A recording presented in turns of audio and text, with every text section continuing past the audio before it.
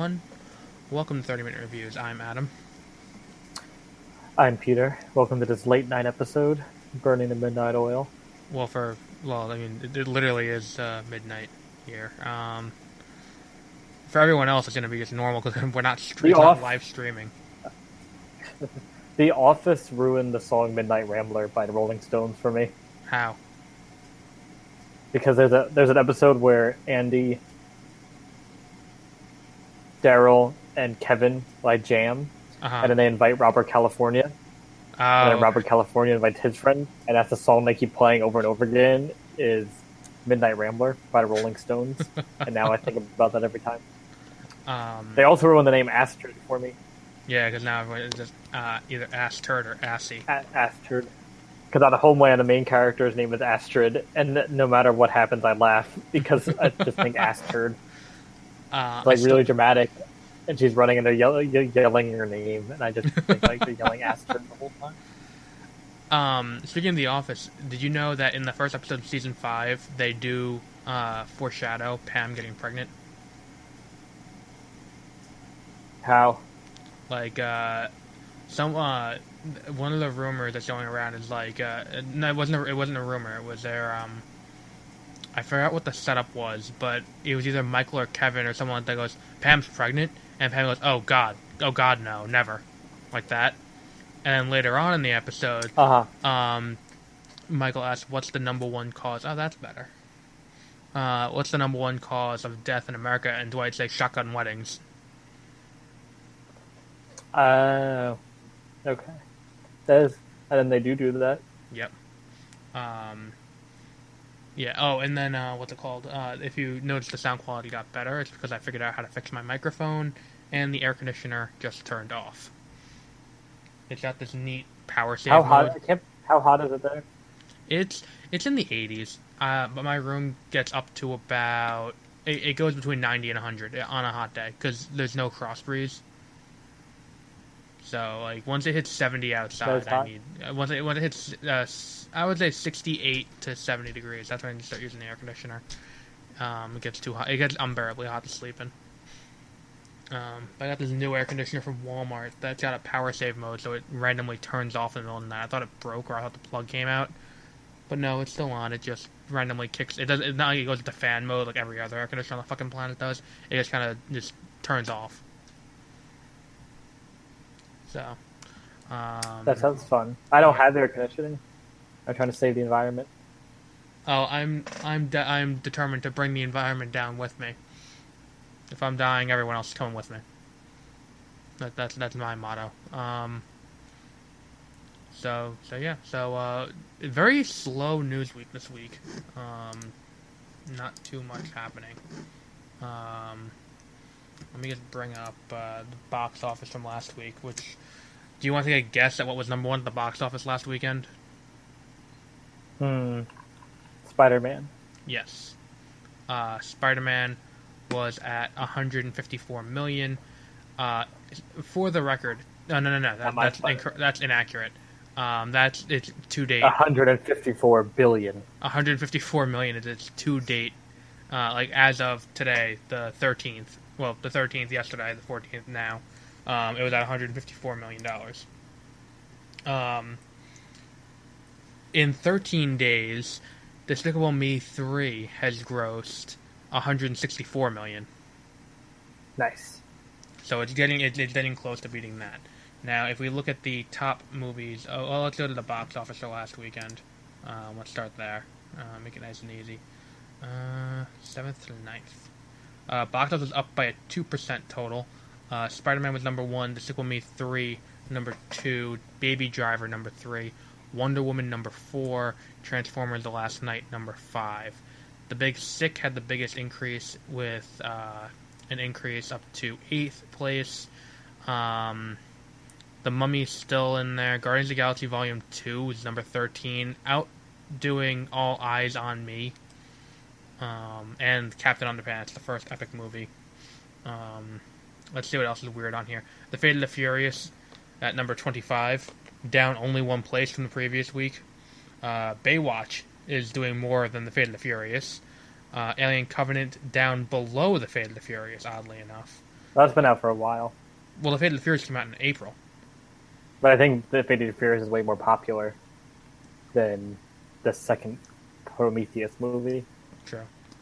Beauty and the Beast at number 36. Number 37, Diary of a Wimpy Kid, which somehow managed to outgrow Smurfs: The Lost Village, which came out years ago. Not years ago at this point. Months ago. It was like March that came out. That's the all-cartoon one, right? Yes. Let me see if there's anything else that's weird in here.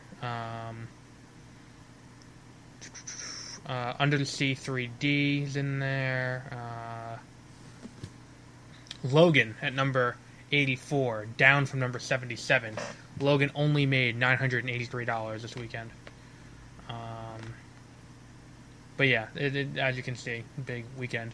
Spider-Man: Homecoming took the top with $117 million, outdoing Baby Driver by almost $100 million.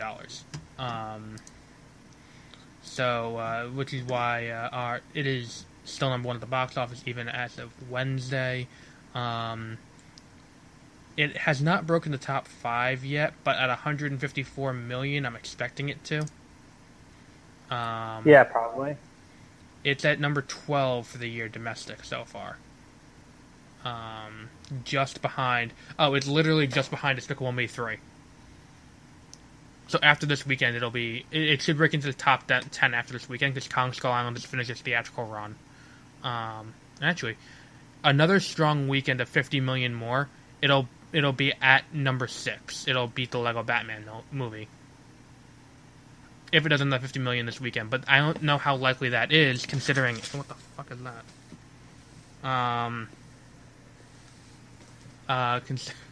Considering it is, this weekend has, there's a big release this week. I forgot which one it is, though. Do you remember what the big movie this week? Oh, Planet of the Apes. Oh, I thought that already came out. Oh, fuck. Did you just look at a mirror? Earwig. Oh, haha. There's a fucking earwig. These little fuckers have been everywhere this year. What is an ear? Is it in your ear? No, an earwig. You know, it's the little, like, they're tiny bugs that are, like, in 2 parts. Like, there's, like, a divide down the middle. You've never seen an earwig before? I don't think so. They sound like a parasite. They look like a parasite. Oh! And they have, like, stingers in the back, right? Yeah. I have seen those before. They are, there've been, like, a ton of them this year. Them and silverfish, for absolutely no fucking reason. I don't like silverfish. They're annoying in Minecraft. Do you find earwigs in your ear? No. No, I find them just, like, crawling fucking everywhere, like... Here, there's a lot of big spiders here. In Australia or in... No, in Seattle. I don't think they're dangerous, but they're just larger than I'm used to. Oh, they're just giant, like, what's up? Yeah, the worst are, not here, but in New Jersey, like, I feel, or the East Coast, I would get them a lot. Mm-hmm. They're like giant spider grasshoppers. I don't know what the fuck that is. And literally, like, it's a fucking giant grasshopper. And they have, like, giant other legs coming. They look like a half spider, half grasshopper. They're fucking terrifying. Yeah, that's a, we have a lot of daddy long legs over here. I've never seen any of those, like, ones that can kill you. Like Black Widow? Well, no, the Black Widow, the brown recluse, those kind of small spiders. I've only ever seen, like, the giant daddy longlings. They're just like, hey, what's up? Like, they just kind of just chill, like, in random places in your house. We had a dragonfly in our house this year. That was weird. That's something I've never seen happen before, but, like, a fucking dragonfly flew into my house. But I have a lot of, actually, fruit flies. I have fruit flies here, and I would be fine with a full species extinction of fruit flies. I think the ones... If there was one species I'm okay with going extinct, I think it'd be mosquito or fruit fly. Because, like, mosquitoes are annoying. I think actually ticks. Because I got a tick bite on my foot last year, and it still has not gone away. That means you might have Lyme disease. Really? Does it, like, look weird, or is it just no, like a mark? Just, there's a mark. It's just a mark. It itches every once in a while, just randomly. You probably should go to the doctor for that anyway. Probably. It's been a year, and it's just kind of just there chilling. And I told Josie yesterday, and she's like, "You probably have Lyme disease," and like, great, like, good thing I have her. You probably should just go, like, maybe go to a dermatologist or something. Okay. Like, hey, this is. I found they're called camel crickets. Camel crickets. Yeah, I'll send you a. You can look. I don't need a video of it. Oh, I know what you're talking about. Yeah, we have those here too. They get fucking giant. Yeah. They scare my mom when she sees those. Because they're silent. They just like come out of nowhere and they jump really high. Yeah, and they're like they get like fucking giant. These things. Oh, there's an article: How to Stop Camel Crickets from Invading Your Home. Too late. But I don't have them here at least. No, we have. I think on the third floor. I'm good. Nah, they can jump pretty high. They might be able to get you up there. Yeah. That'd be horrifying. I think if anything could jump that high, that'd just be horrifying in general. Yeah, I don't know. Worldwide gross. Spider-Man is at number 19 for the year, just behind some Bollywood movie I've never heard of, and the Lego Batman movie. My professor today that I TA for told the class about how he cried at Lego Batman. I have that. I haven't watched it yet. He said because I think someone complained that he's too mean, so he's saying how sentimental he gets and how he's not that mean. Yeah, I cried at Lego Batman. Because he cried at Lego Batman. He said he cries at like every movie he sees. I think the only movie I've ever almost cried at, both times, Interstellar. Only movie. I did. But I was under the influence. And you also cried at a different moment than I did. Mine was when he comes back from the planet orbiting the one with all the water on it, and he's watching his family slowly lose faith that he's ever going to come back.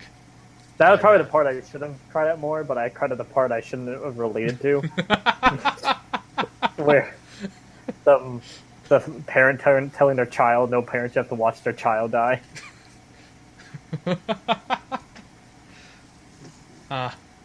Yeah, that's a that was a good movie though. I love that movie.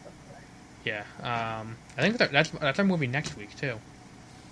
Oh fuck it! I've been wanting to watch that. Let's see how that works out. That I get weird cravings to rewatch movies every once in a while. Like I saw the new poster for Jurassic World, Fallen Kingdom, and I was like, I want to watch Jurassic World again. Like, I just rewatched Jurassic Park recently. It's still amazing. Oh, I have it on. I have it over here in that canister. It's kind of chilling on my desk. I also heard of. I'm gonna do this next year. Watching Jaws in real time. What do you mean? Because Jaws takes place like across like a 2-week period.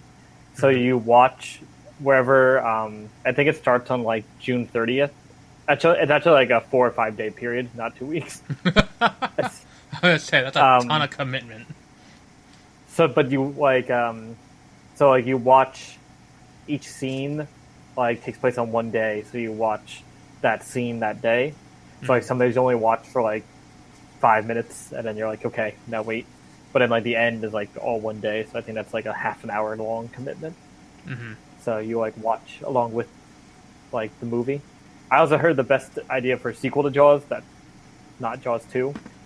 It takes place literally right after the end of the first one. Have you ever seen Jaws? I have seen Jaws, yes. Okay. Well, because they can't confirm that there was a shark or not, because they blew it up. Right. So immediately they go back on the shore, and then like no one believes them, and they get put on a trial for like murdering Quinn and faking the whole thing. Ah. And it's about the Jaws of Justice. Yep. There we go. My favorite Jaws theory that I rewatched Jaws and I definitely believe now is that the mayor knew about Jaws and like Jaws has been there for a while. Because Brody's a brand new police chief. We should do Jaws. Yes, we should. So like, I'll talk about Jaws more. I think my best like movie becomes a legal movie theory idea of all time was Kevin Smith's Batman v Superman. And the movie is court proceedings about when Superman accidentally destroyed Bruce Wayne's satellite in Man of Steel. And it's about him trying to get Superman to pay for the satellite. And I would watch that movie. That'd be entertaining. I guess so. I feel like Batman would win. Well, Bruce Wayne would win. Yeah, you can afford the better lawyers than Clark Kent can, I think. So did you hear The Calling today, by any chance? The Calling? Yes, The Calling to board the hype train. Oh, no. What is this one? It is different than the one... No. This is the same one that I told you the other day. Today is June 4th. It is now 12:35 on July 14th, 2017. Do you know what today is? No. Today is the first day of D23. Oh, it's also the first day of advanced registration for Society for Neuroscience meeting in November. Just to let everyone know, book in the hotel room are filling up fast. That's like, oh, okay. Let me see. It's the biggest scientific community in the world. I did not know last year was over 30,000 people. So let me send you a picture I have I have two pictures from D23 from the floor. If you remember some other things that have come out of D23 in the past, the first trailer for Civil War was debuted at D23. Do they still go to Comic-Con and stuff too? Yeah, they do Comic-Con next week. They should fuck over Comic-Con and just be like, no, we're only doing D23. Like, this week like is... Star Wars, Marvel. Like, this week is Star Wars and Marvel going out and doing their thing at D23. Then next week is everyone goes, including DC and the comics division of Marvel. They all go to what's it called? They all go to Comic-Con, and I think it's gonna be most of the same footage. So if you've seen it at D23, I think you can see the same footage again for Comic-Con. But you're also gonna get Justice League footage. You're gonna get Gotham by Gaslight. So I sent you a link to the first picture. This is from Infinity War.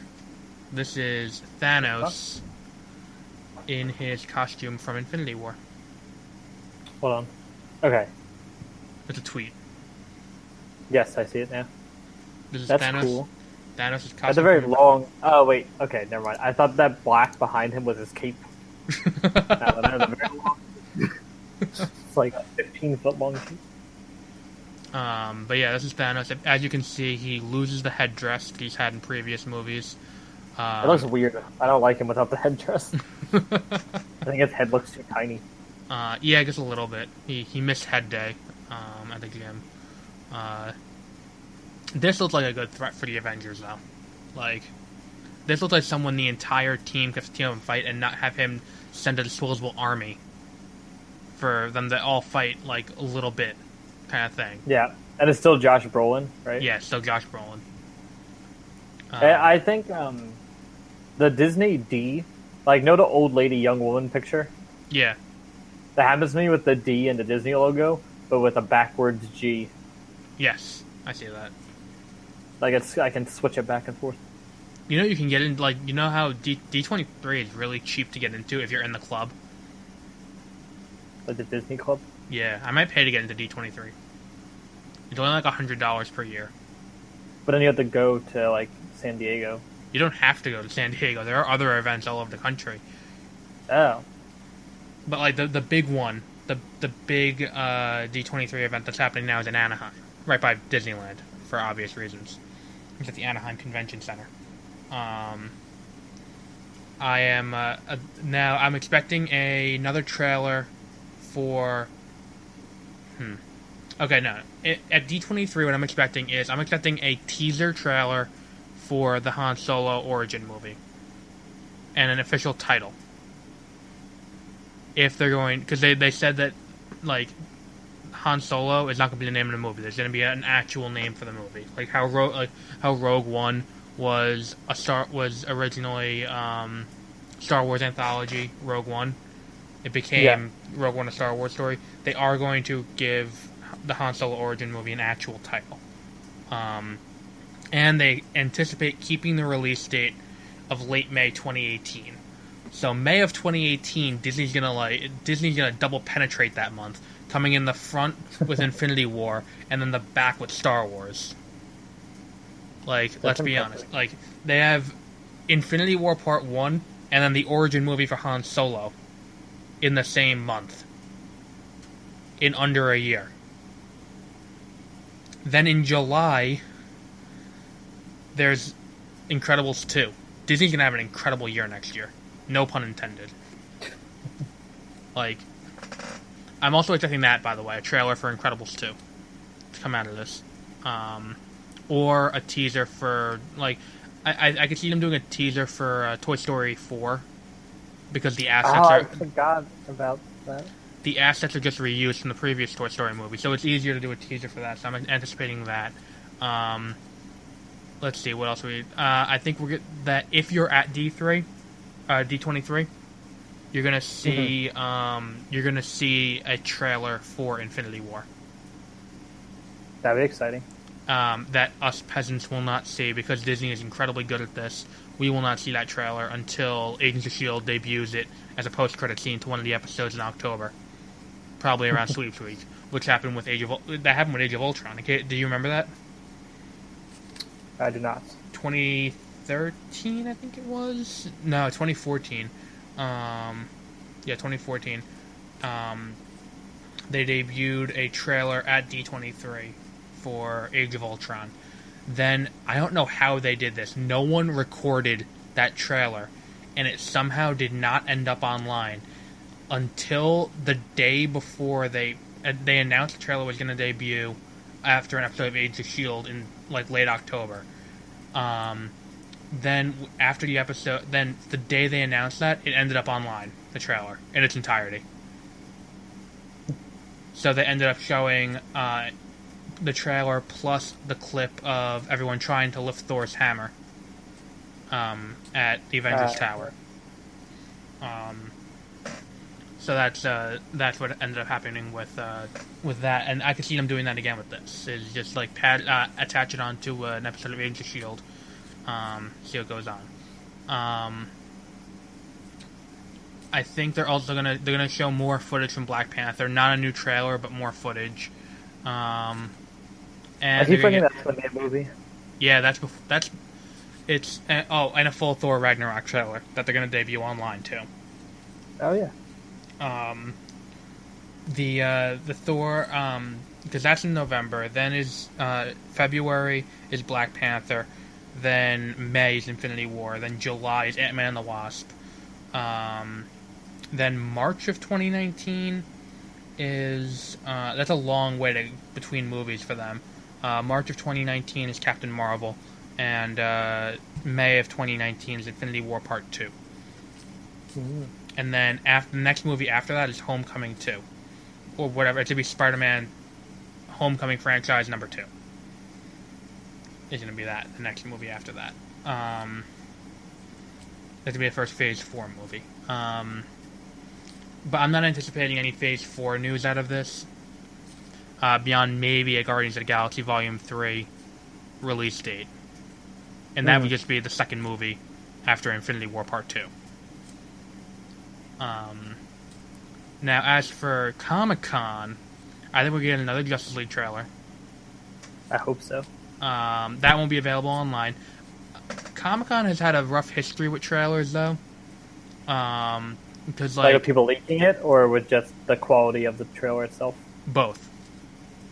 The Comic-Con trailers tend to end up online. If you remember, we got our first trailer from X-Men Apocalypse out of Comic-Con. Problem being that the trailer wasn't very good, which is indicative of the movie. We also got our first Suicide Squad trailer out of I remember that one, because they got really pissed off, and they were like... But then they're like, I guess we'll just show you the trailer. They lead in well, fuck, now what are we going to do? So they just put it online anyway.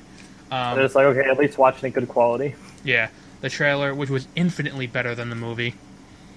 That was the most disappointing thing about that movie, I think, was how much promise that first trailer showed. So much promise. They actually, were handling the Joker properly, and like they were gonna take this movie to be taken seriously, and this was the movie to take seriously, and then we got what we got. Like, I don't know. I'm anticipating a trailer for that, a trailer for the New Mutants, or a teaser for the New Mutants.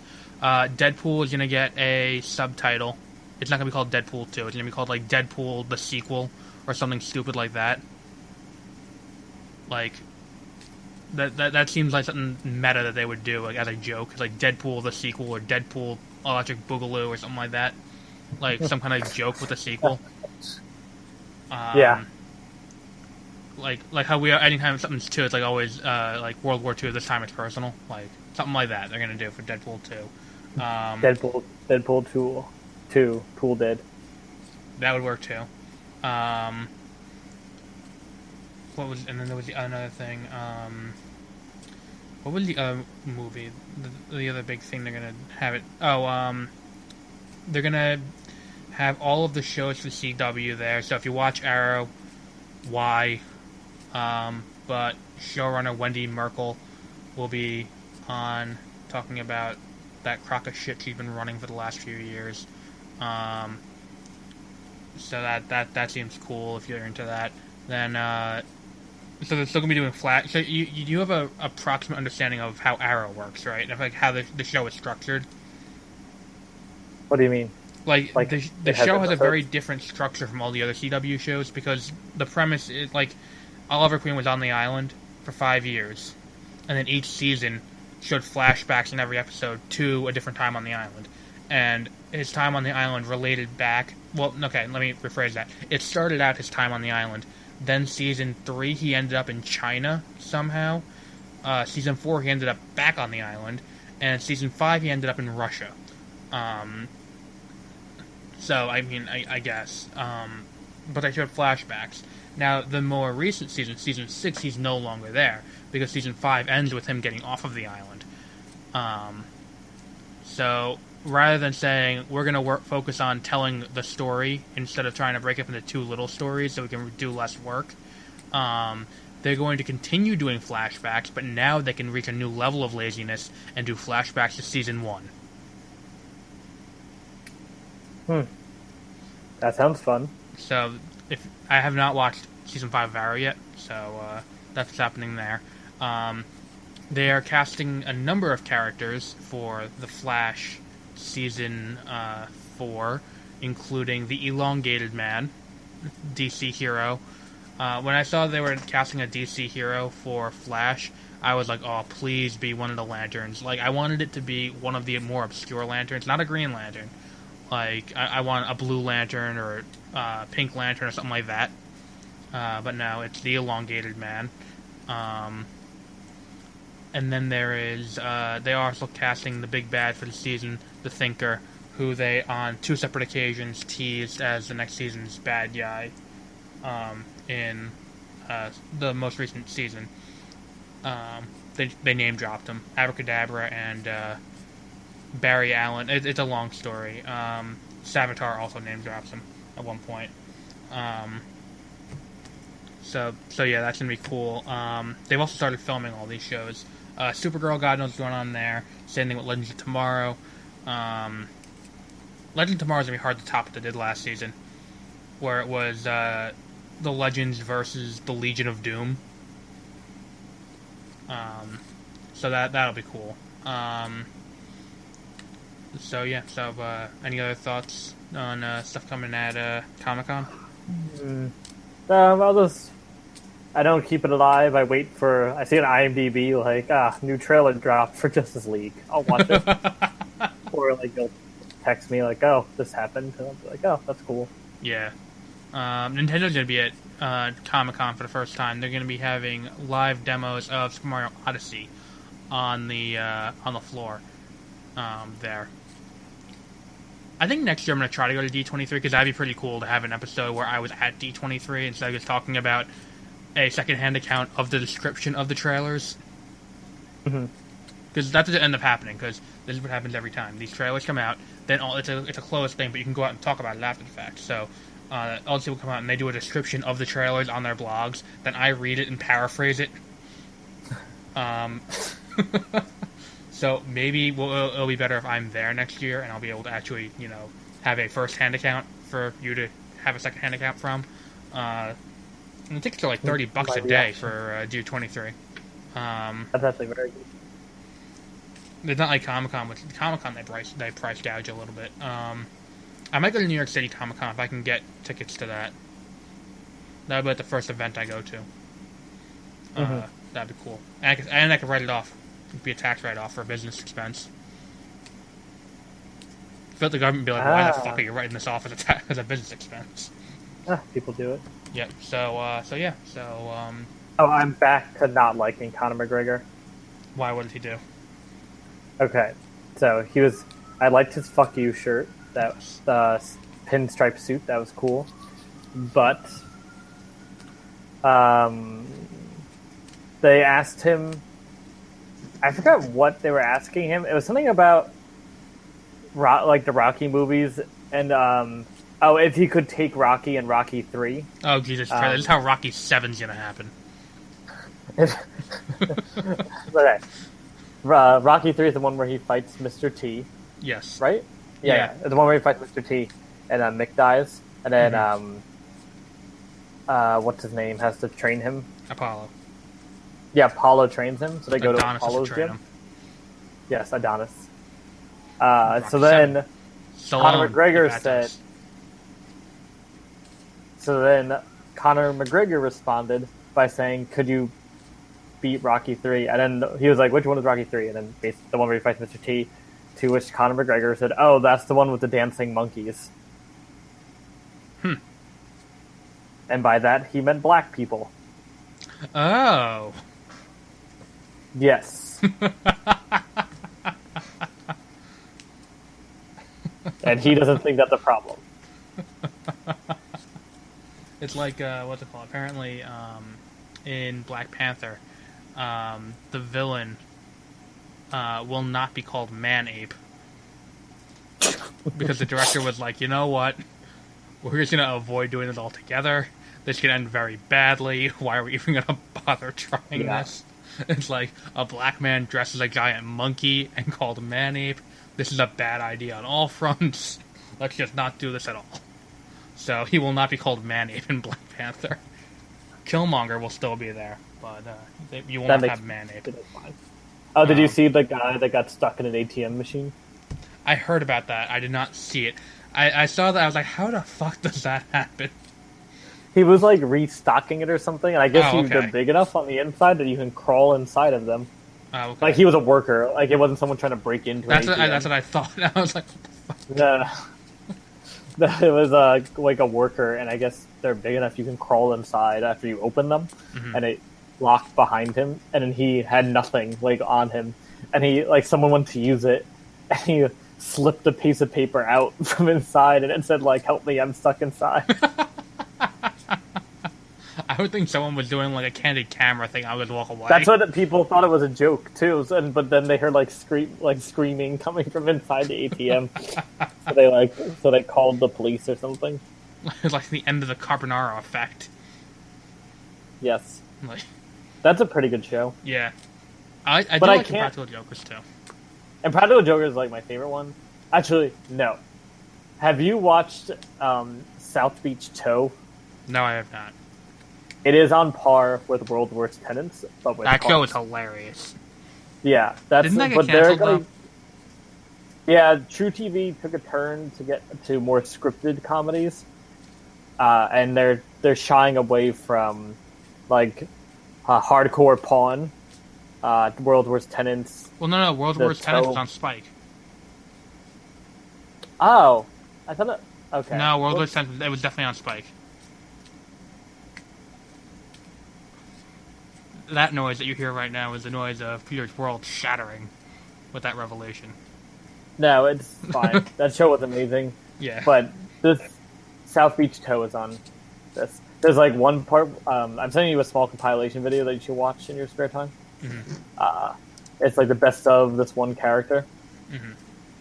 But like it starts off, this woman is smoking a cigarette, and she's like, "You can't smoke in here." And the woman blows cigarette smoke in her face. So she walks over and gets a fire extinguisher and like spray the fire extinguisher on her. She also flips over a car with her bare hands while someone's still in the car. It's a smart car. Ah, well, that explains it. But they like wouldn't move or something. I don't know. So instead of towing them, she's just like, "Now I'm mad," and she just like lifts the car up and flips it over. And then the person's just like, "I can't move." Did you partake in Prime Day? Yes, I bought a saxophone. For those of you who don't know, he does play the saxophone. Yeah, I do. I know how to play the saxophone. It's not just like I feel like a saxophone. It's not like a random frivolous purchase. Yeah, so I know how to play the saxophone. The one I have now.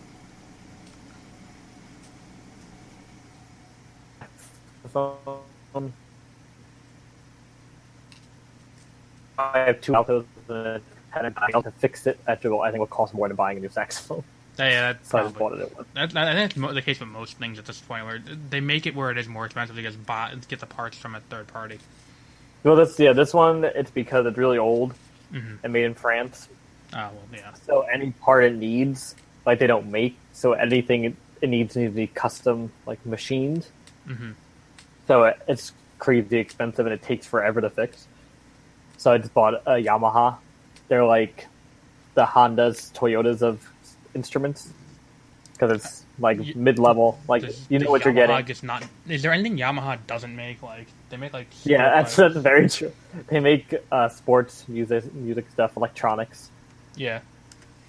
That's because Japanese companies become like conglomerates and make everything. Like Mitsubishi does that too. Yeah. Like Mitsubishi, like they make cars, TVs, and like refrigerators, microwaves. Mm-hmm. I only bought 3 books. I was what's it called? I was good this time.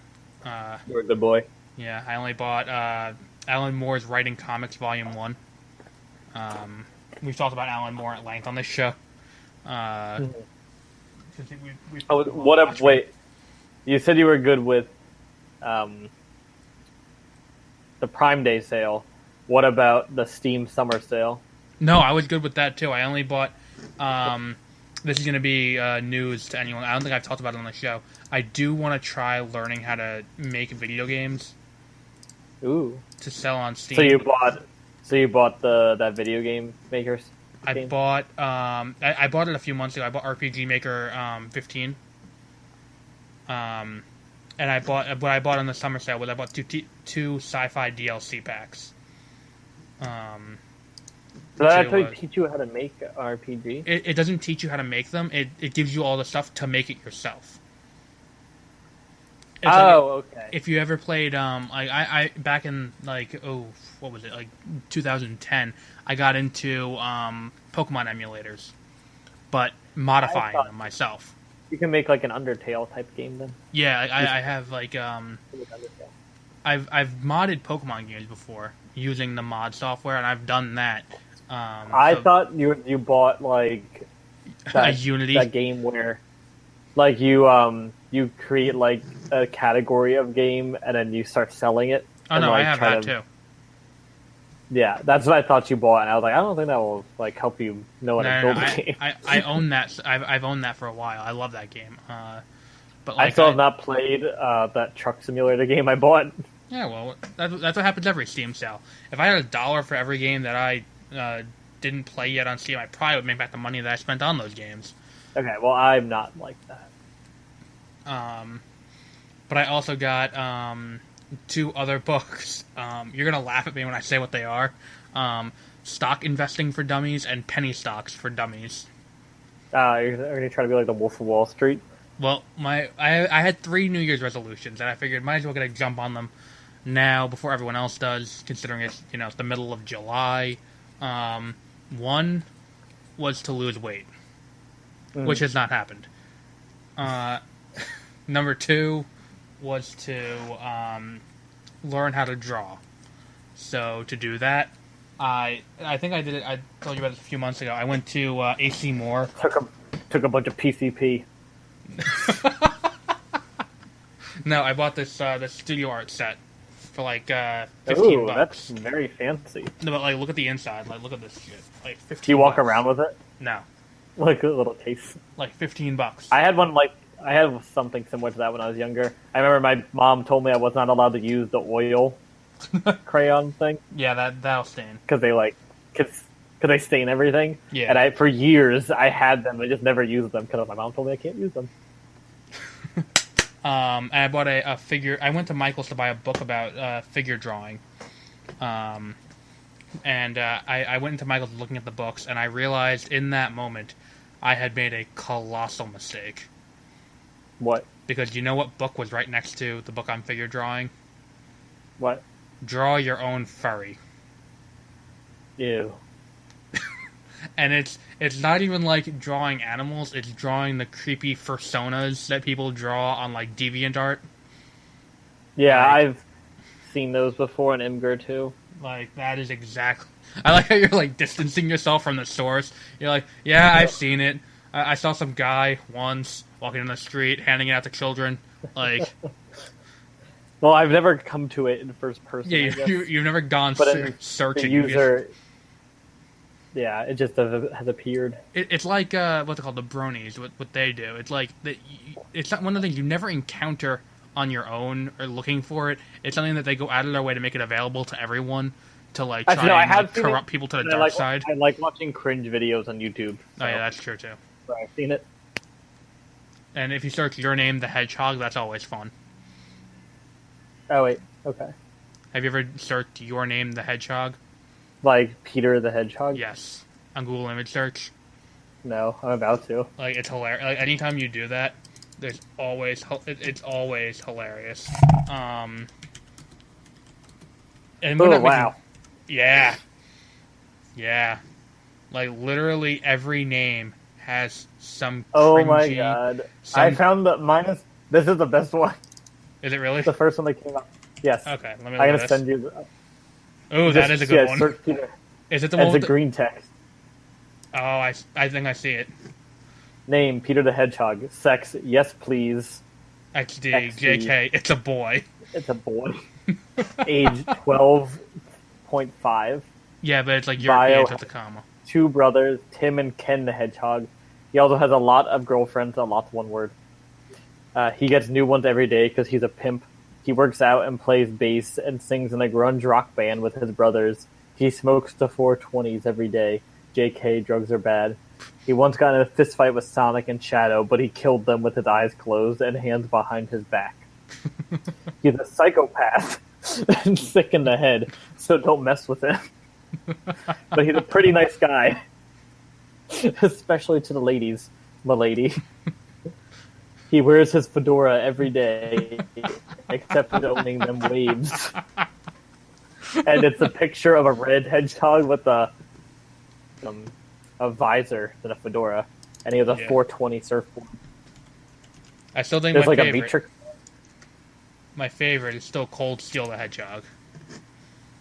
Have you ever seen that one? No, wait, Cold Steel? Yeah, Cold Steel the Hedgehog. So while you search, I'll start reading you the bio. This one's one of my favorites. Cold Steel was born with special power. He was stronger than all of his classmates in the Sonic Fighting Academy. Now, I have a question for anyone out there in the Sonic community. Why is there always a fighting academy? Is it like you're trying to mix Sonic with Naruto? That's not the point. He served in the Sonic military. Again, question. Fighting Shadow, which again, I'm going to bring you back to the source material on this, considering I've played Sonic Adventure and Sonic Adventure 2 and Sonic Heroes. Shadow was only a bad guy for part of the game. Then he sacrificed himself to save everyone on Earth. I don't think we play the same game, whoever made any of these characters who do this. And in the final battle against Shadow, they were fighting, and Shadow turned him to the darkness, and Cold Steel turned against Sonic and killed him. You're using way too many ands in that sentence there, buddy. He lost a part of his ear in the battle, which is why he does not have part of his ear. Please stop PMing, asking why. That's why. Also, earrings aren't girling. Fuck you, Chaos Kid 663, and everyone knows you're a fucking Pokemon scammer faggot. Then the likes. Hurting people, being badass, motorcycles, 9 Inch Nails, and in parentheses the band, killing, death, punk rock, Jinko jeans, skulls, darkness, hot girls with big boobies, BOOBYS, who are sluts, 9 Inch Nails on fingers. Why did you bother differentiating it? Earrings, purple, the cool kind, not the gay kind. Nice. Now the dislikes. Niceness, happiness, Levi's. The fuck did Levi's ever do to this kid? Kevin Robinson from school. Fuck you, Kevin. Stop showing everyone my fucking deviant art, you piece of shit. Trent Reznor. I don't know who that is off the top of my head. Short nails. Chaos Kid 663. Mega ass faggot. Sunshine, life, my dad, and football. I googled Frank the Hedgehog. Yes. And, I'm not sure why you would do that, but okay.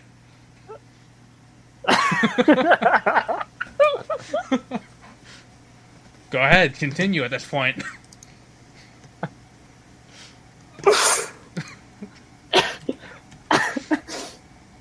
Sorry. Now I'm laughing. But a lot of Anne Frank stuff came up. Wait, what? And there's a quote, it just says, "I need to face my fears and leave this attic. I am not just... This is in a Tumblr fan fiction. That's good. I am not just Anne Frank. I am Anne Frank the Hedgehog." And then she took off her headband, and big hedgehog spikes came out the back of her head. I also like to point out, for some reason, similar to Bronies for some reason, there's a weird attraction to 9/11 within the Sonic community. This is something Simmy the Hedgehog says. "Take a few minutes today. Remember the victims of 9/11. 10 years have passed since this day. So have a few minutes silence to yourselves and show your respect and sympathy." I don't know exactly what about 9/11 hits with these people. Here's another good one. Sonic was once lost, but now he's found in Jesus Christ. I found one for Adam the Hedgehog. Is it good, or is it like that I searched that at first, and that's why I didn't bring it up. Is like there was nothing good in the first few pictures. That's the first part's not that good. It's just kind of sad. But the boring. The dislikes are good though. His dislikes are bullies, being made fun of, disturbing websites, scary things, caramel, lemons, food shopping, being annoyed, losing, being sat on. That's oddly specific. Predators, villains, his things being stolen, sleepwalking, having eye injuries. I don't think anyone's a fan of that. Being hurt and bright lights. So that's just like you. This kid's definitely fucking autistic. And then he has quotes. His quotes are, "Okay, anytime I'm ready to go. Look at me and go away." Out of context, he sounds like what he said during sex, too. Can we take a short break? I have to go get my laundry out of the dryer. Yeah. Let me just pause this real quick. Welcome back. Yeah, that was the first time we've ever used the break. I think it worked out. Got a little refresher. Yep. Walked up and down 4 flights of stairs. Scared the shit out of one of my neighbors by accident. Good times. Because I went down to the basement to where laundry stuff is. Mm-hmm. And he was the washing machine was about to be finished, I think, so he was waiting for it to be done. And then he hear me coming down the stairs. Mm-hmm. And I was just "Excuse me." And he jumped up. It was really funny. So I have two really good ones with cringy things from Fandom. Fun. So this is I'm gonna read it to you. You'll get you're not gonna know what it is until I finish reading it. It's full of twists and turns. This one you'll enjoy it. God bless this day in history when the Twin Towers fell. Let us take a moment of silence to remember all of those who died, witnessed, and helped others in the alarm of danger. Rainbow Dash salutes on the day of 9/11. You should too, in remembrance of this fateful day in history. Now, let's take a minute to dissect that last part. I think we're a little in shock over how that one ended. Rainbow Dash, yes indeed, is a character from My Little Pony. Oh, this is like a crossover one. Yes, the picture in question is a 9/11, is a picture of the World Trade Center being attacked with Rainbow Dash saluting. Now, there is one other good 9/11 one, but it's not something I ever thought I would say. More cringy fan art. It's not Sonic or My Little Pony. It's a reference to Mistakes into Miracles, which is that comic with the picture of SpongeBob with the pregnant Sandy over the picture of 9/11. And the picture only says Mistakes into Miracles. Now the picture it's The Simpsons. Homer in this picture is an angel. He is dead. He doesn't have legs. He's got like a ghost tail going up, but he's got an angel wings. He's got a halo, and he's got his eyes closed and he's crying. Marge is talking to Bart. This is what she says. I want you to brace yourself, because I don't think you're ready for this. I'm going to be honest. Now that you're pregnant with your own brother, it's up to you to carry on the family name. 9/11, never forget. That was nice. I just sent you an image. She's saying that to Bart. Let me see. Come on. Go ahead. Redirect me. No, it's Steven Universe with Undertale. Yeah. Yeah. Both of those are very cringy. I think Steven Universe is another one. That's another one with people who do the Sonic. So like if you search like Gem Sona. God damn it, stop scrolling. Like if you search your name Gem Sona, like Peter Gem Sona. Let me see if there actually is one for that. Usually it's like you have like "ite" at the end of it, otherwise you won't get it. And also male names it tends not to work with for some fucking reason. It's all of the yeah. Oh my god. Yeah. The best, my favorite thing, literally something that will always make me laugh on Imgur, no matter what, is when someone tells like a really fucking stupid story, and then the comment is, and then the whole train of. Yeah, I love things like that. Because I just found a good story like that. Okay, shoot. Are you ready? Yeah. It's not that long. I was sitting in the airport garage waiting for my sister when I got a phone call.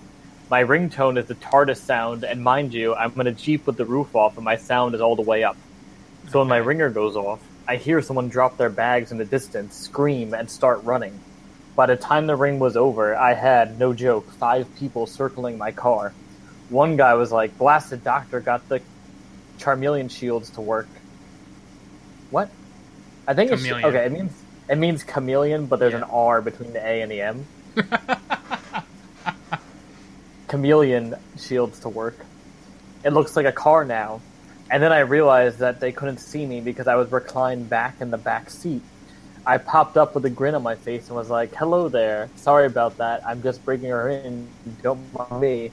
I'm guessing 2000s. Where have I popped up to this time? I looked down at my boobs, cringed, and muttered, "Well, I guess this was going to happen eventually," and shrugged. One looked like she was nearly about to faint when I jumped out and ran off. It was the greatest experience of my life. Greatest experience of my life. You know you have good cringe. I don't know if this happens to you too, but when I read something really cringy, I get like a weird thing in my lower back where I'm just like, what the fuck? It's like ASMR. It's like a deep-seated, like, what the fuck is basically what it is. It's like reverse ASMR. Yeah, like, I don't understand. Like, oh my god. It's like, someone made fun of those. It's like a gay person in line, and an old lady behind like, "You're bad," and then a small crowd was like, "No, they're good," and then everyone applauded, and the old lady left. Like, I those are so stupid. I think, like, of the fandoms that the cringiest fan bases, I think, like, Sonic is obviously number one. Maybe My Little Pony is number one. I think My Little Pony is number one.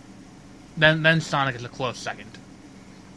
Depending on the day, they go neck and neck. In the new Sonic game, you can create your fursona in the game. Yeah, I just found a very good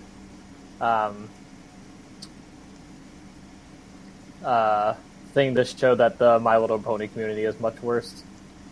I'll send you. Is it? What's it called? Crotch boobs, I think it's called. Have you ever heard of that? No. Oh. This is something that you're gonna be like, what the fuck? I'll read this one. So this is looks like on Facebook. It looks as though I'm in for a fun evening, and it's 3 My Little Ponies tied up.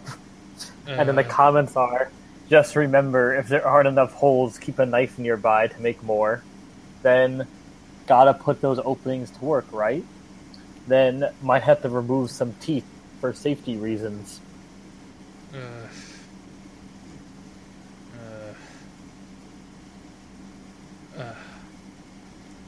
Yeah, that's another My Little Pony. Yeah, it is crotch boobs. That thing, you shouldn't Google that. That's my advice.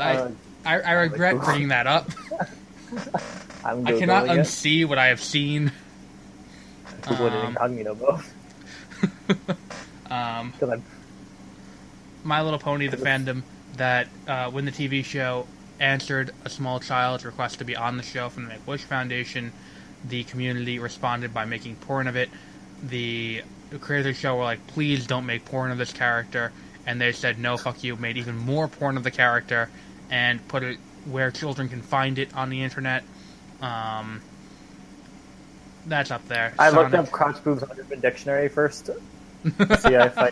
And it's the sentence to use it in is, do not look up crotch boobs. Yes. Okay, I'm looking it up.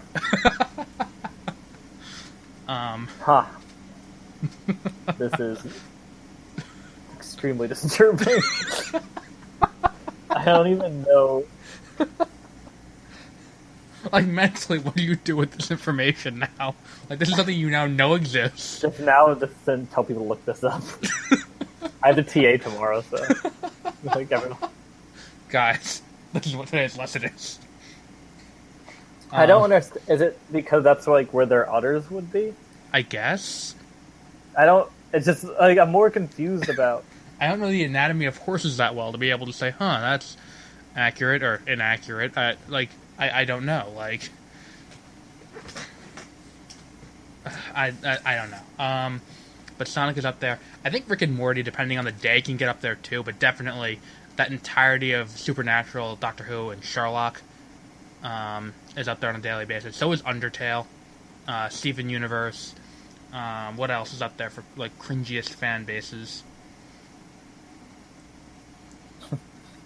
This is another a sentence for what crotch boobs are.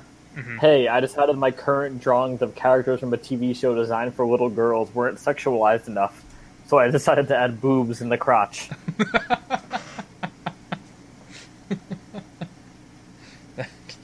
Yeah, that's accurate. If you ever need an example of a time that men ruined something completely beyond recognition, just show My Little Pony. Yeah. Like, it's like anytime, like, I've seen many people like, oh, why are women invading comics? Men love comics. Why are they invading it? And it's like, you guys invaded and took over a TV show literally designed for 4-year-old girls. Like, literally overran it and took it over. I have found the worst. You sound like it's my Little Milky Way. Alright. What am I getting into here? It's like My Little Pony thing. Let me see. What have we got here? I can't understand what's happening.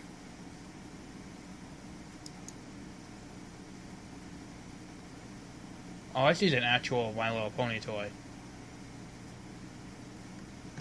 It was a G1 pony? Is that Generation 1?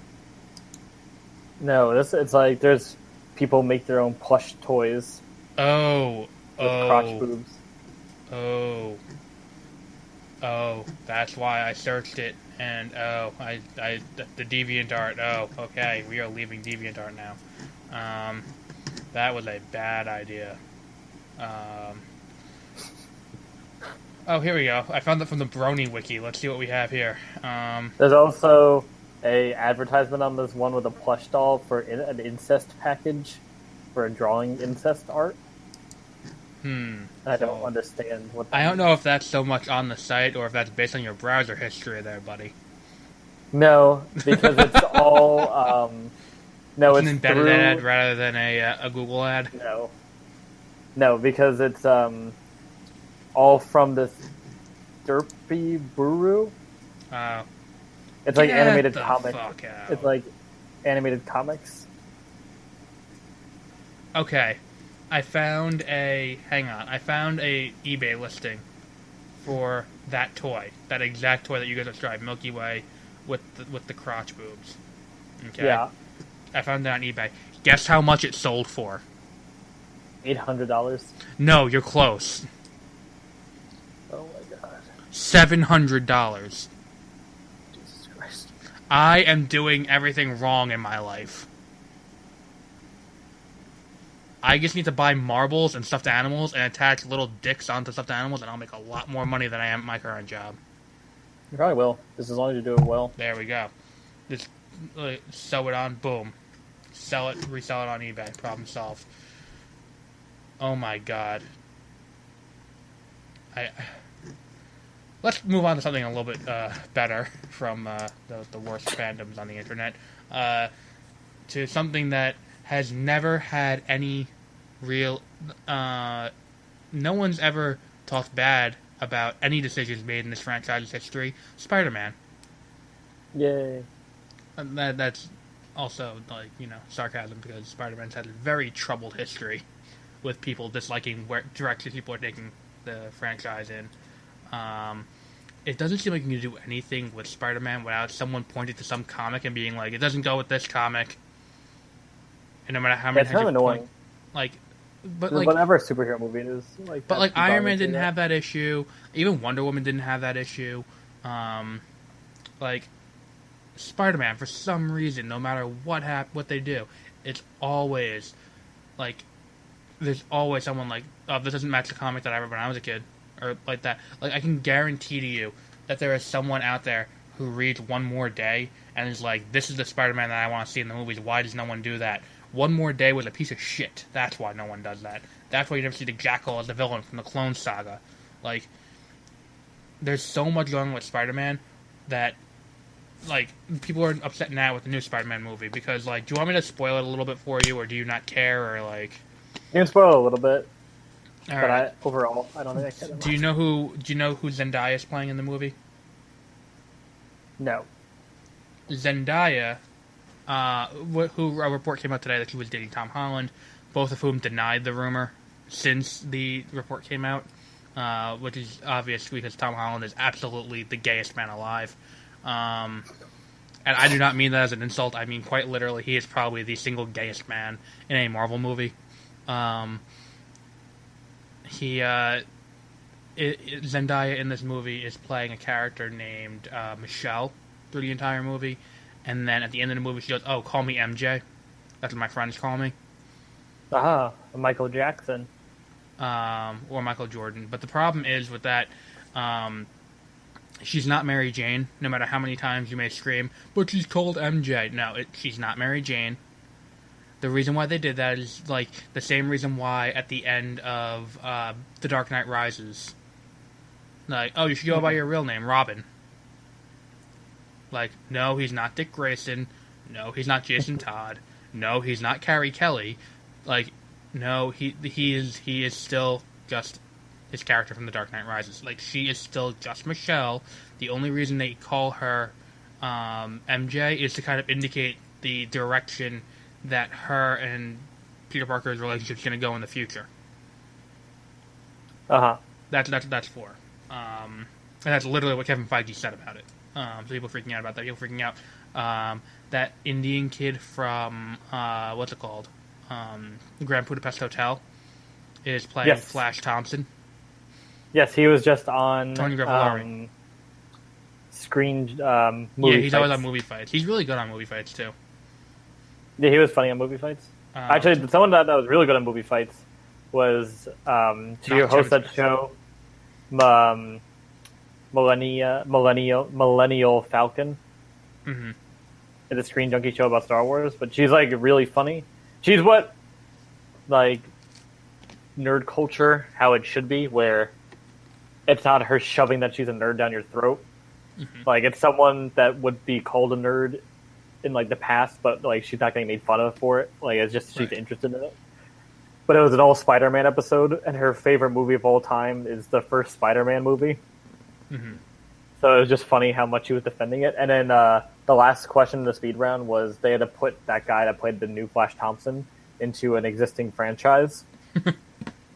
And they like fought each other a lot. So hers was he's going to be in one of the new Universal Dark Universe movies. And he plays the creature from the Black Lagoon's like sidekick. And like just to destroy his career.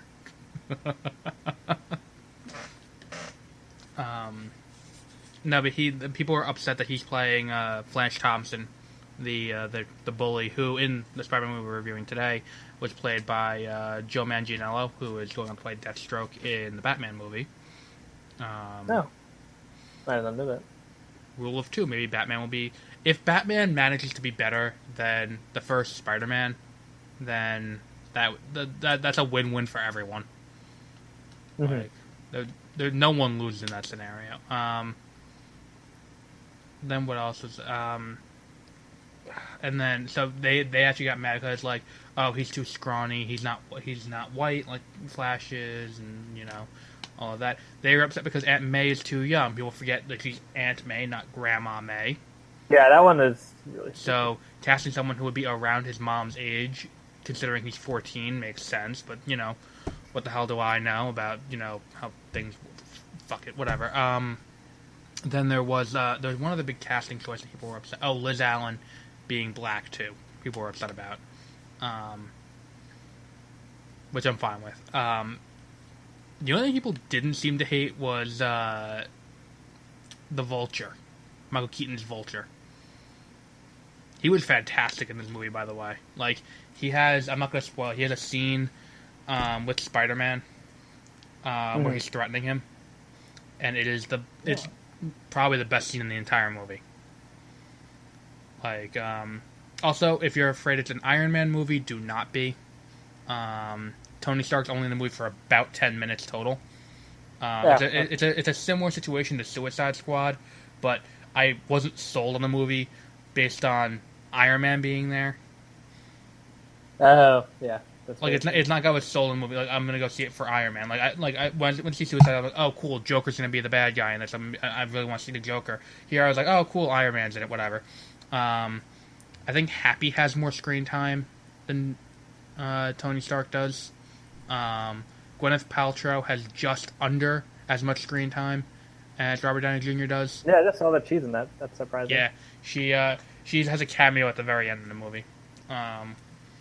When they had the obvious Easter egg to Civil War, not the movie, the comic.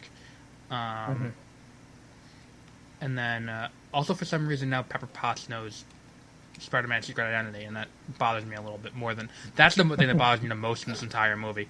And there was one thing at the end of the movie that I don't want to spoil because it was something that people consider a spoiler, but really it's not. It's stupid. Post-credit scene is interesting if you're looking forward to it. The last post-credit scene you can kind of skip. Also, Hannibal Buress has a great line in this movie. Because if you've seen the trailers, there's the Captain America video when he's the gym teacher and he's like the Captain America's Fitness Challenge. Okay. And Hal Burst is like, I'm pretty sure this guy's a war criminal now, but we still got to show his videos. The state hasn't changed the law yet. And it's like there's another scene with that where it's like he gets detention, and you just hear you just see the pan detention, and you just hear on the TV, you see Chris Evans go, "So you got detention," like that, and he's doing the whole thing like, you got to think about why you're here. What did you do to get here? And then like the last post-credit scene is just him going, how many more do you have to record? And the last PSA that he does is about patience and like how you wait for something sometimes and it's not worth it. Because you waited through the credits for the last scene, and it's just him talking to you about how it's not worth waiting for something sometimes. It's like Ferris Bueller's Day Off. Funny. The mid-credit scene is definitely worth it though. Especially if I don't want to spoil it. It's better than what they did, not in the credits, but in the movie itself. Amazing Spider-Man 2 to set up a sequel. It's much better than that. Yeah. But yeah, I'm like they've met like I'm not a big Spider-Man fan to begin with, as a character.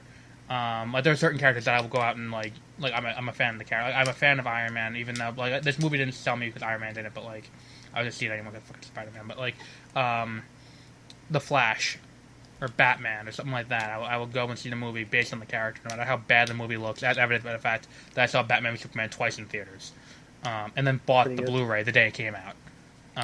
To watch the director's cut multiple times since getting it. But the and you're also your deep obsession with Age of Ultron. Yeah. The movie that I can't decide if I love it or I hate it.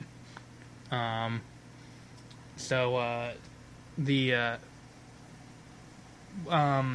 was I going with that? I forgot where I was going with that too. But go see Spider-Man: Homecoming. It is really good. It's not as good as Wonder Woman. It's definitely better than Guardians of the Galaxy Volume 2. It has a pretty solid soundtrack too. But like as I did a full review on 30minutereviews.com. I talk about how it is an origin story, but not for how he got his powers. What makes Peter Parker a hero? And it's a really interesting way to do. This is how I want them to do origin stories from now on. It's the same thing as Wonder Woman. Like Wonder Woman, we don't see an origin to her powers. It's not about her training up to get strong enough to fight Ares. It's about her becoming Wonder Woman, the hero. Spider-Man isn't about him getting the powers and learning to control them. It's about like Ant-Man. Like remember Ant-Man? Ant-Man was like he gets the suit, he learns how to control the suit, and then he does his first adventure in the suit. This is him like coming to terms with what makes Peter Parker in the suit different from his friend Ned in the suit. Like, the Fat Agent gets hilarious in this movie too. Like, but that's not the movie we're here to talk about. We're here to talk about the Spider-Man movie from 15 years ago. My Spider-Man. The Sam Raimi Spider-Man movie from 2002. It is a fan, and it does hold up, this movie. I haven't seen this movie. I would say I'm probably 5+ years, I would say. And it was very good. Yeah. And it still is. The thing is, and this is also a movie that had a lot of people dislike some casting choices. Like, they did not like Willem Dafoe's mask for the Green Goblin because they did not like the comic. They did not like James Franco as Harry Osborn. Like, you're never gonna have everyone. It was happy. all amazing. Yeah, it was an amazing movie. No pun intended. I don't even know what else to say. Cause the thing is, when I pick these movies, I'm like, we'll review this, and then I do it, and I'm like, everyone's already seen this fucking movie. Oh, well, for me, I forgot how disturbing the part is where the Green Goblin makes Aunt May say the Lord's Prayer. Yes. That's very intense. It's so camp. Like it's got the perfect mix of like campiness, and like because the thing is, it's like this is. It is from 2002. It's arguably one of the more important superhero movies. If you watch the chronology of how they made, it's like arguably you would say Donner's Superman is number one. Is the first in like the order to Genesis. Then Batman Returns. Then I would say Blade, Spider-Man, X-Men, then Spider-Man, then The Dark Knight, Batman Begins, and then Iron Man are the most important superhero movies. And this one, because it showed that you don't have to be entirely serious, but having seriousness in the movie isn't a bad thing either. Because if you look at the Donner Superman movies, it's fun the entire time. Yes. Like, there are very low stakes in both that and in Superman 2. Mm-hmm. And then if you look at Blade's a very serious movie. I mean, granted, like, by today's standards, it looks silly with the effects. And then, like, if you look at, like, X-Men, compared to this movie, X-Men's a very dark and very serious movie. This is the movie that showed you can do both. You can have the serious, but you can also have the lighthearted camp, which really what this movie influenced more than... it influenced the Marvel Cinematic Universe as we know it, and it also influenced what they're doing on the CW. Yeah. Where it's like, the stakes hit home, is what I'm trying to say, while still being lighthearted. And like the end when he kills he actually kills the Green Goblin, like by fucking. Well, he doesn't kill him. Like, no, he doesn't kill the Green Goblin. That's a revisionist history version of what happened. The Green Goblin kills himself technically, I guess, but he jumped out of the way. But the pretty brutal death compared to superhero death now, or superhero, where in Marvel they just kind of turn to dust sometimes, or get. Well, and Donner's Superman threw Zod down off a cliff. I mean, he fucking straight up murdered, which also bothers me about why people hated Batman v Man of Steel, because Donner also killed Zod. Yes, and but I'm just saying for Marvel specifically. Yeah, that's true. Where you don't see the bad guys getting stabbed through the stomach brutally, and then but I'm still at the end when he died, he still felt sorry for him, mm-hmm. and you actually do feel sorry because he's just don't tell Harry that I was the Green Goblin. Yeah, exactly. And then he's like, I'm gonna fucking kill Spider-Man. All very awkward. But that's a very good way to set. I think that did a very good job setting up a sequel. Yeah. That's how you should set up sequels. You don't fucking do what they do in Star Wars now, where they just make a movie that make you ask a shit ton of questions. Or Batman v Superman. Batman v Superman's biggest sin with setting up a sequel was doing what they did in The Amazing Spider-Man 2. Where that scene when they're walking through, and you see, Doc Ock, and you see the Vulture, and you see the Rhino. Exactly. And it's you have the Easter eggs of the Flash, and you have Cyborg and all that on the computer. That's not setting up a sequel. That's you saying, okay, you sat through this pile of garbage. Here are 3 more maybe piles of garbage you can sit through in the future. Yeah, exactly. That's why this does it, because it's much more ambiguous. Where now Mary Jane, you don't know how that's going to go, or what's Harry going to do. And then Harry isn't the main bad guy in the next one. It's Doc Ock. Yeah, that is a fantastic. If you ask people what the greatest superhero movie of all time is, you're going to get X-Men 2, which it's weird how many 2s you get when you ask what the best superhero movie of all time is. Yeah, it's the only genre where it's consistently sequels are very good. Because it's always X-Men 2, X-Men United, Spider-Man 2, Batman Returns, The Dark Knight, or, depending on who you ask, if they're retarded, you'll sometimes get The Winter Soldier. It's considered the best superhero movie of all time. It's good, don't get me wrong, but it's not the best superhero movie of all time. You can't really Hellboy 2, too. Those. No, I've never seen the Hellboy movies. Hellboy 2 is another one you get for asking what's the greatest superhero movie of all time. And then if you're also retarded, you also get Batman v Superman. What a classic. No, I'll never say it's the best one. I would say Logan's up there now, though. I would say that also. I think Logan's my favorite, because it's the only movie I can rewatch and not get tired of it.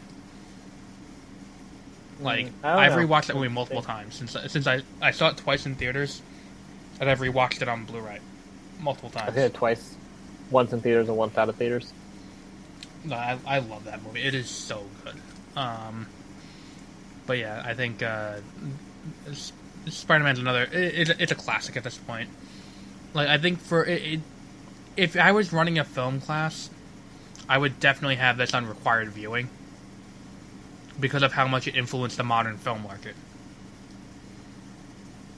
Because like if you can't talk about movies in a vacuum where it's like it's not about the money, it's about the art. Well, this movie does. Well, I mean, it does both. I mean, but you got to say, look, this movie is a very heavy influencer of what we are now as a movie going public. Yeah, like you can't omit this movie's impact on pop culture as a whole.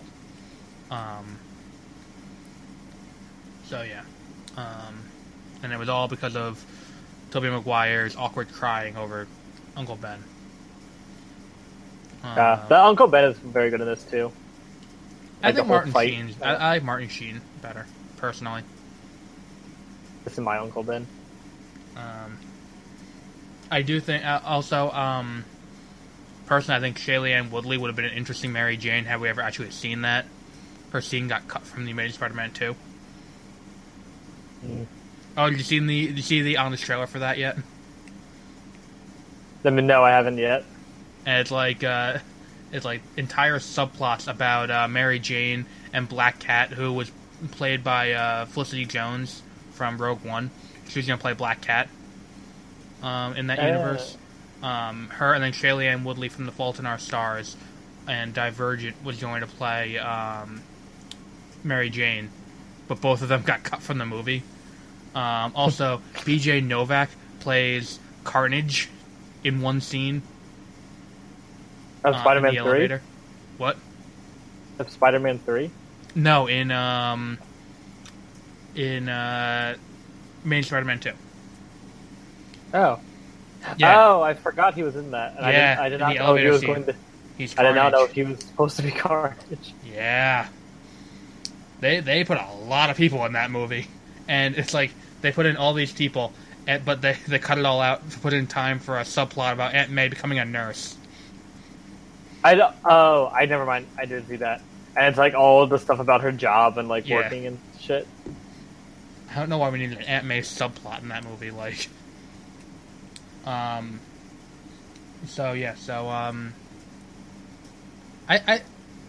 want to see I want to see Spider-Man taken seriously as a character. Like, I'm not saying that, like, I think Marvel's gonna pay him his due, because since Spider-Man 3, and Spider-Man 3 isn't that bad. Because it's a bad reputation for that one scene of him dancing. The dancing thing? Yeah. It really isn't that bad. Like, the effects are dated, yeah, but, like, what are you gonna do? Like, I think, if that movie came out today, that dancing scene would not have happened, and that movie would be regarded in a much better light. Yeah. But yeah, I think I'm looking forward to Venom in the Marvel universe when that happens. So yeah, how would you rate Spider-Man? And then we'll go out on my Venom theory. I think 8 out of 10. It's a very good movie. Yeah, I would go 8 out of 10 too. And the only reason I would go 8 out of 10 is because I think Spider-Man 2 was a 9 and 9.5 out of 10. But yeah, so I think we talked about my Venom theory on here? Not on the podcast. Okay, so as we know, in 2018 there's gonna be a Venom movie starring what's his name? Tom Hardy, who played Bane in The Dark Knight Rises. He'll be playing Eddie Brock, aka Venom. Now the question is, how do you do a Venom movie if there's no symbiote yet? Well, Spider-Man Homecoming may have the answer. So spoilers if you have not seen Spider-Man Homecoming yet. You can turn it off at this point. And we'll be back next week with a new episode with, I think... Oh, yeah, Interstellar is next week, so, if you want to tune out now, go ahead. Oh, fuck yeah. But Tom Hardy... At the end of the movie, Peter is offered a new suit by Tony Stark if he agrees to go public and join the Avengers full-time. And the scene is very reminiscent of Civil War the comic, where he's offered the Iron Spider suit to join his side in pro-registration. Now, the interesting thing with this is it's not known if he was meant to go public and have his information, like, not have secret identity. Because as we know, Tony Stark is very pro-Sokovia Accord, so that's a whole other thing. So he offers him the new suit. Now, when they show the suit, it's got the color scheme kind of Iron Spider, and that's obviously what a lot of people thought it was going for. I see it differently. If you look at the suit, and since this isn't a video podcast, I can't bring it up on the screen and draw on it. He's got the giant spider across his chest. Not the little one like he's got on his current suit. He's got the giant one that goes all the way down to under his arms. And the rest of the suit is red and gold. Now, if you take the black spider, turn it white, and turn the rest of the suit black, what do you have? The post-Secret Wars Spider-Man suit. Now, if you knew what that is, during Secret Wars, that's when the symbiote gets attached to Peter in the comic. He comes back from Secret Wars, he's got the black suit. The symbiote detaches after because he rejects it. Then it goes with Eddie Brock, who also hates Spider-Man, and they bond together because of their hatred for Spider-Man. And then they go and they try and kill him. And that becomes Venom, as we know him today. So, what does this mean for us? They can use Infinity War, where Peter Parker's going to go to space, as a stand-in for Secret Wars. And have him go to space, get infected with the symbiote. I saw an interesting theory where it's like he goes to the Collector, and like the whole scene's going on with like the rest of the team who's going there in nowhere, talking to the Collector, and then he's just kind of fucking around in the background, and he touches something and it attaches to him. Yeah. And like for the rest of the movie, he's got the black suit for the rest of the movie. That would be a good way to do it. Like I think this is the best way to handle it, because then it establishes the one-way continuity without having Venom exist in its own little pocket universe and have it be weird. Same thing with Black and Gold. And if you have Felicity Jones on retainer, you can still use her for Black and Gold, or you can just continue that Spider-Man universe from there. You think I'm kidding? I'm only half kidding, because what you do is you just pretend Andrew Garfield died. I mean the actor, not his Spider-Man. I mean literally just pretend Andrew Garfield died, and just go on and do your own Spider-Man, or bring him in again. But like, get competent people behind it. Like, as they said in the Honest trailer, like the only qualification that Mark Webb had to direct Spider-Man 2 was the fact that his last name was Webb. Because he was a Transformers guy? No, the Transformers guy was a screenwriter who... I didn't even notice that with the blood, the super blood, in both Star Trek Into Darkness. Yeah, that is... Like, it's so stupid. Oh my god. But yeah, like... I remember that when I was watching it, I was like, I need Spider-Man's blood. I was just like, what the like?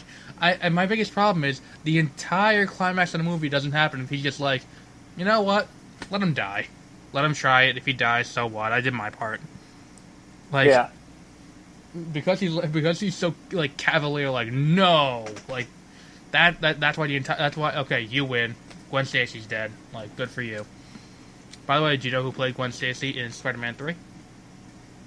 I know it's someone famous, but I forget who. Bryce Dallas Howard. That's it. I think that's why I always forget, because she had blonde hair, right? Yeah, she's Gwen Stacy. In the comics, doesn't Mary Jane die because of Spider-Man's sperm or something? Well, yeah. Yeah, he's got radioactive semen, and he gets her pregnant and she dies.